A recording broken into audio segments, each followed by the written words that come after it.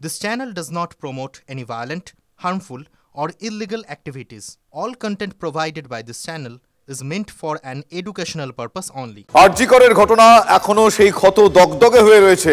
তারপর এবার দুর্গাপুর রাজ্যে আবারও ডাক্তারি পড়ুয়াকে ধর্ষণ করা হয়েছে, অভিযোগ এমনটাই। দুর্গাপুরে বেসরকারি মেডিকেল কলেজের দ্বিতীয় বর্ষের ছাত্রীকে গণধর্ষণের অভিযোগ। ওড়িশার জলেশ্বর থেকে বাংলায় পড়তে এসে ভয়াবহ নির্যাতনের শিকার। আরজিকরের পর এবার দুর্গাপুর রাজ্যে ফের ডাক্তারি পড়ুয়াকে ধর্ষণের অভিযোগ। দুর্গাপুরে বেসরকারি মেডিকেল কলেজের দ্বিতীয় বর্ষের ছাত্রীকে ধর্ষণ করা হয়, গণধর্ষণ করা হয় বলে অভিযোগ উঠছে। ওড়িশার জলেশ্বর থেকে বাংলায় পড়তে এসে ভয়াবহ নির্যাতনের শিকার ওই ছাত্রী। পরিবার সূত্রে খবর পাওয়া যাচ্ছে গতকাল রাত 8:30 নাগাদ ওই পড়ুয়া খাবার আনতে কলেজের বাইরে বেরিয়েছিলেন। অভিযোগ সেই সময় কয়েকজন যুবক ওই তরুণীর পথ আটকায়। বেসরকারি হাসপাতালের পিছনের দিকে একটি রাস্তার পাশের জঙ্গলে নিয়ে গিয়ে ওই ছাত্রীকে গণধর্ষণ করা হয় বলে অভিযোগ। গণধর্ষণের পর ওই ছাত্রীর মোবাইল ফোন ছিনিয়ে নেওয়া হয় বলেও অভিযোগ উঠছে। ছাত্রীর এক সঙ্গী তাকে হাসপাতালে ভর্তি করে।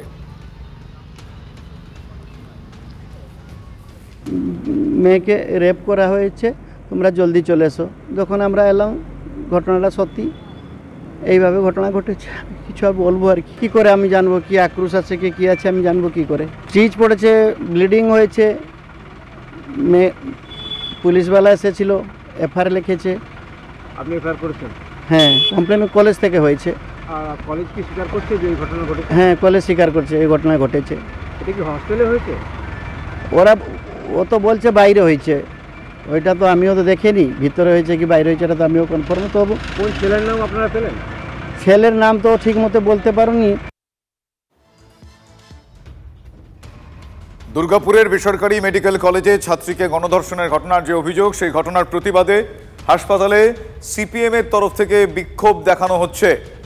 সিপিএমের তরফ থেকে বিক্ষোভ দেখানো হচ্ছে। আরজিকরের ঘটনার রেশ এখনো ক্ষত হয়ে দগদগে হয়ে রয়েছে রাজ্যের বুকে, কিন্তু এই আবহে আবারও ডাক্তারি ছাত্রীকে গণধর্ষণ করা হয়েছে বলে অভিযোগ উঠছে। দুর্গাপুর মেডিকেল কলেজের ঘটনা এটি। রাতের বেলা ওই ছাত্রী খাবার কিনতে বাইরে বেরোয়, সেই সময় কয়েকজন যুবক তাকে পথ আটকায়। তারপর তাকে গণধর্ষণ করা হয় জঙ্গলে, পাশের জঙ্গলে নিয়ে গিয়ে গণধর্ষণ করা হয় বলে অভিযোগ। তারপর তার মোবাইল ফোন ছিনিয়ে নেওয়া হয়। আমার সহকর্মী জয়ন্ত এই মুহূর্তে আমার সঙ্গে রয়েছেন সরাসরি। জয়ন্ত, জানতে চাইবো এই ঘটনার এখনো পর্যন্ত কি কি বিষয় জানা যাচ্ছে আর এই মুহূর্তে ঠিক কি পরিস্থিতি? কারণ কিছুক্ষণ আগেই আমরা জানতে পারলাম, আমি দর্শকদেরও জানিয়েছি যে সিপিএম এর তরফ থেকে বিক্ষোভ প্রদর্শন করা হয়। এই মুহূর্তে গোটা সিচুয়েশন কোন জায়গায় দাঁড়িয়ে, এই ঘটনার এখনো পর্যন্ত কাউকে কেন গ্রেফতার করা গেল না, এন্টায়ার সিচুয়েশন আমি তোমার কাছ থেকে জানতে চাইবো, সার্বিকভাবে জানতে চাইবো। শুভজিৎ, আমি ছবিটা দেখাতে বলবো। এখানে জমায়েতটা দেখো, এরা হচ্ছে কিন্তু এরা হচ্ছে কলেজের পড়ুয়া, এরা হচ্ছে মেডিকেল স্টুডেন্ট, এরা এখানে জমায়েত হয়েছে। আর ঠিক দেখো ভেতর দিকে দেখাতে বলবো, এটা হচ্ছে অ্যাডমিনিস্ট্রেটিভ ব্লক, এখানে হচ্ছে মেডিকেল কলেজ অ্যাডমিনিস্ট্রেটিভ ব্লক। এখানেও কিন্তু যারা পড়ুয়া তারা জমা হয়েছে। সিপিএম এর কর্মী সদস্যরা যখন হাসপাতালের ভেতরে ঢুকতে গিয়েছিল, হাসপাতাল কর্তৃপক্ষের সঙ্গে কথা বলতে গেছিল, তখন কিন্তু বাধা দেয় হচ্ছে সিকিউরিটি, তাদের সঙ্গে ধস্তাধস্তি হয়, কিন্তু জোর করে তারা ঢুকে যায়। কিন্তু হাসপাতাল কর্তৃপক্ষ সিপিএম কর্মী সমর্থকদের সঙ্গে কোনো কথা বলতে চায়নি। ধীরে ধীরে ঘটনার কিন্তু উত্তাপ বাড়ছে। যে ঘটনা তুমি বললে আরজিকরের ঘটনা, সেখানে কিন্তু তথ্য ধামাচাপা দেওয়ার একটা অভিযোগ উঠেছিল। এখানে যাতে সেই একই ধরনের তথ্য ধামাচাপা দেওয়া না হয়, তার জন্য কিন্তু সব পক্ষই কিন্তু প্রস্তুত আছে। আমরা দেখতে পাচ্ছি দেখো কলেজের পড়ুয়ারা যারা স্টুডেন্ট, তারা এখানে যেরকম জমায়েত হয়েছে, সিপিএম কর্মী সমর্থকরা জমা হয়েছে, থানায় গেছে বিজেপির নেতাকর্মীরা, তারাও অভিযোগ করছে যে নিজেদের তার বাবা মাকে সঙ্গে নিয়ে সব কিছু মিলিয়ে কিন্তু রাজনীতির যে পারদ সেটাও যেমন চলছে। এবং কলেজ পড়ুয়ারা তারাও কিন্তু দাবি করছে যে তাদের নিরাপত্তা কতটা, তারা যদি কলেজের সঙ্গে কলেজের পাশেই যে এলাকা আছে সেখানে যখন তারা যাচ্ছে, সেখানে গিয়ে তারা যদি এই ধরনের গণধর্ষণের শিকার হয়। জয়ন্ত, খুব স্বাভাবিকভাবে এই প্রশ্ন উঠবে। আমি জানতে চাইবো এই মুহূর্তে নির্যাতিতা ছাত্রীর শারীরিক পরিস্থিতি কেমন, তিনি কেমন আছেন, চিকিৎসকরা কি বলছেন, হাসপাতাল সূত্রে কি জানা যাচ্ছে, সেই বিষয়টা একবার জানাও প্লিজ। দেখো, হাসপাতাল সূত্র থেকে কোনো তথ্য কিন্তু সংবাদ মাধ্যমকে দেওয়া হচ্ছে না। যেটুকু আমরা জানতে পারছি সেটা হচ্ছে নির্যাতিতার পরিবারের তরফ থেকে, যেটা নির্যাতিতার বাবা জানিয়েছে, ব্লিডিং হয়েছে, স্টিচ হয়েছে, অর্থাৎ গণধর্ষণের ঘটনা ঘটেছে, এটা তাদের কাছে পরিষ্কার। এবং এই গণধর্ষণের ঘটনার পর তারা আর তার মেয়েকে এই রাজ্যে আর রাখতে চায় না, তাকে বাড়ি নিয়ে যেতে চাইছে। তারা বলতে চাইছে যে ভরসায় আমরা মেয়েকে এখানে পাঠিয়েছিলাম চিকিৎসা হওয়ার জন্য, সেই ভরসা তাদের ভেঙে গেছে। হাসপাতাল কর্তৃপক্ষ কোনোভাবে সংবাদ মাধ্যম এবং পরিবারের লোক এবং যারা রাজনৈতিক দলের যারা বিক্ষোভ করছে, যারা কথা বলতে চাইছে, কোনোভাবে কোনো কথা বলতে চাইছে না। এই মুহূর্তে সিপিএম এর তরফ থেকে সিপিএম এর কর্মী সমর্থকরা এই ঘটনার প্রতিবাদ জানিয়ে দুর্গাপুরের মেডিকেল কলেজে বিক্ষোভ প্রদর্শন করছেন। কলেজের পাশে এই ঘটনা, কলেজ ছাত্রীর সঙ্গে এই ঘটনা, কি করে ঘটে এই ঘটনা তারা বিহিত চাইছেন, নিরাপত্তা নিয়ে প্রশ্ন তুলছেন, কি বলছেন তারা আমি শোনাবো।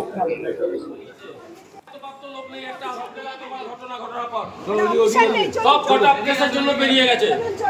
জেনারেল ম্যানেজার অপারেশনের সঙ্গে আমরা কথা বলতে চেয়েছিলাম, ঘর বন্ধ, অন্ধকার বন্ধ করে চলে গেছে। তার মানে এরা হচ্ছে নিজেরা সব সেটিং করে নিয়েছে। বলছে আপনাদেরকে কি আটকালো গেটে? হ্যাঁ, গেটে আমাদেরকে বলছে যেতে পারবেন না। আমরা কেন যেতে পারবো না? আমরা তো কাউকে ডিস্টার্ব করতে চাই না। আমরা ম্যানেজমেন্টের সঙ্গে 2-3 জন কথা বলতে চেয়েছিলাম। জাতীয় মহিলা কমিশনের অন্যতম সদস্য অর্চনা মজুমদার, তার সঙ্গে আমরা কথা বলেছিলাম। তিনি সেই সময় রওনা দিয়েছিলেন এই কলেজের উদ্দেশ্যে। কি বলেছিলেন তিনি তখন, আমি পিসিআরকে বলবো একবার দর্শকদের শোনাতে। এই যে এভাবে ডাক্তারি পড়ুয়া বা স্টুডেন্ট মেয়েদের ওপরে বা আপনার যারা ইয়াং বাচ্চা মেয়েদের ওপরে ক্রমবর্ধমান যৌন নির্যাতন এবং তার সঙ্গে রেপ, মার্ডার যেভাবে বেড়ে চলেছে, আমার মনে হয় প্রধান কারণ হলো দোষীদের সঠিকভাবে ধরে মানে সাথে সাথে শাস্তি না দেওয়াটাই মেইন কারণ। চরম শাস্তি আজ পর্যন্ত পশ্চিমবঙ্গে আমরা দেখছি না। কোনো একটা জায়গায় কোনো একটা অদৃশ্য হাত, ইনফ্লুয়েন্সিয়াল হাতের জন্য আমরা কোনো দোষী সেভাবে শাস্তি হচ্ছে না। আপনারা শুনলেন অর্চনা মজুমদার, তিনি তখন সেখানে তারা রওনা দিয়েছিলেন, সেই সময় বললেন যে, এবং সত্যি তাই, এই ঘটনা আবারও এ রাজ্যের নিরাপত্তা, বিশেষ করে নারীদের নিরাপত্তা এবং সুরক্ষা নিয়ে আরও একবার প্রশ্ন তুলল। যেখানে তিলোত্তমার ঘটনার রেশ ক্ষত হয়ে এখনো দগদগে হয়ে রয়েছে, সেই সময় দাঁড়িয়ে আমার সঙ্গে এই মুহূর্তে টেলিফোন লাইনে রয়েছেন চিকিৎসক অনিকেত মাহাতো। অনিকেত, তিলোত্তমার ঘটনার সেই রেশ কাটতে না কাটতে আবারও এ রাজ্যের মুখে এরকম একটা ঘটনা ঘটলো, যদিও এখনো অভিযোগ আকারে রয়েছে, কিন্তু অভিযোগ এখনো পর্যন্ত যা মারাত্মক বললেও কম বলা হয়। কি বলবেন আপনি?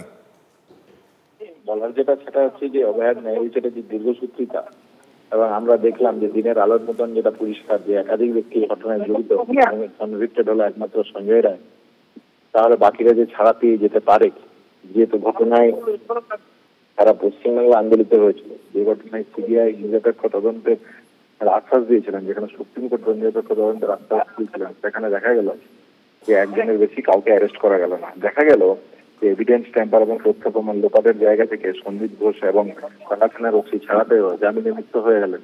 সাপ্লিমেন্টারি চার্জশিট 1 বছর 14 মাস অতিক্রান্ত হওয়ার পরও সিবিআই দিতে পারলো না, এবং সুপ্রিম কোর্টের ফাইল নিয়ে কোনো মাথা ব্যথা নেই, বিচারালয়ে কোনো মাথা ব্যথা নেই।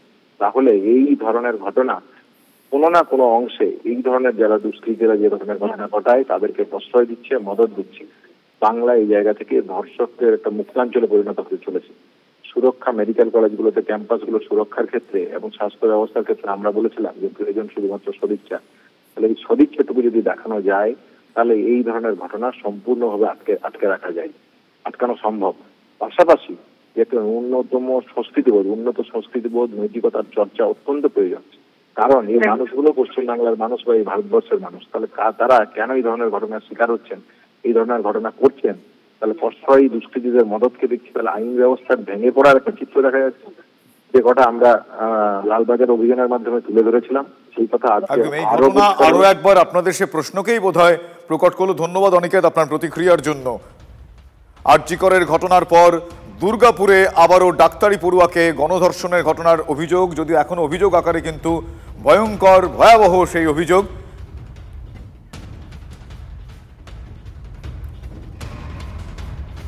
রাতের খাবার আনতে যাওয়ার সময় একদল যুবক তাকে পথ আটকায়, তারপর তাকে পাশে একটি পরিত্যক্ত জঙ্গলের মতন একটি এলাকা বলে এখনো পর্যন্ত আমরা জানতে পারছি, সেখানে নিয়ে গিয়ে তাকে গণধর্ষণ করা হয়। এবং এই ঘটনার পর এখনো পর্যন্ত কাউকেই পুলিশ আটক বা গ্রেফতার করতে পারেনি। এ রাজ্যে একের পর এক এই ধরনের ধর্ষণের ঘটনা এ রাজ্যের নারী সুরক্ষা, নিরাপত্তা নিয়ে বারবার প্রশ্ন তুলেছে। এই ঘটনা আরও একবার সেই প্রশ্নকে দৃঢ় করল। কিন্তু কেন দিনের পর দিন এ রাজ্য ধর্ষকদের মুক্তাঞ্চল হয়ে উঠছে, সে প্রশ্ন বিভিন্ন মহল থেকে আগে উঠেছে, এখন উঠেছে। আমরা আশা রাখবো এই প্রশ্নের উত্তর মিলবে। যে মেয়েটি তার বয়ফ্রেন্ডের সাথে ফুচকা খেতে গেছিল। সেখানে ফুচকা খাওয়ার সময় তার পিছনে 5টা লোক ধাওয়া করে এবং তাদেরকে যখন ধাওয়া করতে করতে মেয়েটাকে যখন আক্রমণ করতে শুরু করে, তখন যে বয়ফ্রেন্ডটা ছিল সে পালিয়ে যায় এবং ওই যে 5 জন ছিল সে মেয়েটিকে জঙ্গলে নিয়ে গিয়ে গণধর্ষণ করে। এবং তার জন্য আমরা এসেছি, পুলিশও এসেছিল। আমরা অপেক্ষা করছি যে পুলিশ কি স্টেপ নেয়। আমরা এখন এফআইআর করছি। আমরা আশা করব যে পুলিশ স্টেপ নেবে এবং যারা দোষী তাদেরকে ধরে নেবে। মেয়েটি কি স্থানীয় বিজেপি নেতৃত্বেও এক নেতা, তার কথা শুনলাম, তিনি জানালেন ঘটনাটা যে ওই ছাত্রী তার বন্ধুর সঙ্গে বেরিয়েছিলেন। কখনো কখনো এটা জানা যাচ্ছে যে তিনি কোনো খাবার কিনতে বেরিয়েছিলেন, পাশাপাশি সেই সময় তারা ফুচকা খাচ্ছিলেন বলে জানা যাচ্ছে ওই স্থানীয় এলাকাতেই। সেই সময় একদল যুবক 4-5 জন তারা ছিলেন বলে জানতে পারা যাচ্ছে। তারা এসে তাদের উপর আক্রমণ শানায়। ওই ছাত্রীর সঙ্গে যে বন্ধু ছিল সে ভয় পেয়ে পালিয়ে যায়। তারপর সেই বন্ধুই জানা যাচ্ছে যে ওকে আহত অবস্থায় হাসপাতালে নিয়ে যায় ওই নির্যাতিতাকে। কিন্তু এই ঘটনা আরও একবার এ রাজ্যের মুখে নারী নিরাপত্তা, নারী সুরক্ষা নিয়ে প্রশ্ন তুলল। ভিন রাজ্য থেকে আসা নারীদেরকেও এভাবে এ রাজ্যে ধর্ষকদের লালসার শিকার হতে হচ্ছে, অত্যাচারের শিকার হতে হচ্ছে। আরও একবার এই প্রশ্নটা এ রাজ্যের মুখে প্রকট হলো, কেন এ রাজ্য বারবার ধর্ষকদের মুক্তাঞ্চলে পরিণত হবে? কবে বিহিত মিলবে? এখনো পর্যন্ত এই ঘটনা ঘটার পর যে অভিযোগ, সেই অভিযোগের সত্যতা জানতে কাউকে ন্যূনতম আটক কেন করা হলো না? দুর্গাপুরের হাসপাতালের এই মেডিকেল কলেজের এই যে ছাত্রী, এই ডাক্তারি পড়ুয়ার তার যে অভিযোগ, সেই অভিযোগের ঘটনা আরও একবার প্রকট করছে আরজিকর কাণ্ড, তিলোত্তমার ঘটনা। একটার পর এক এ রাজ্যে এই ধরনের ধর্ষণের ঘটনা আরও একবার প্রকট করছে যে বারবার কেন দুষ্কৃতীরা এই ধরনের কাজ করার আগে ভয় পাচ্ছে না।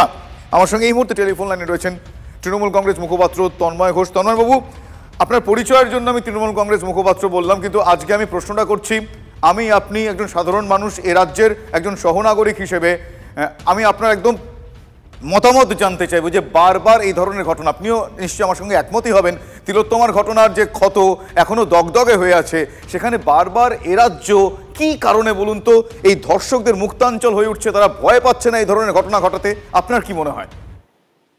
ধর্ষকদের কোনো জাতি, ধর্ম, রাজনৈতিক পরিচয় হয় না, সামাজিক ব্যাধি।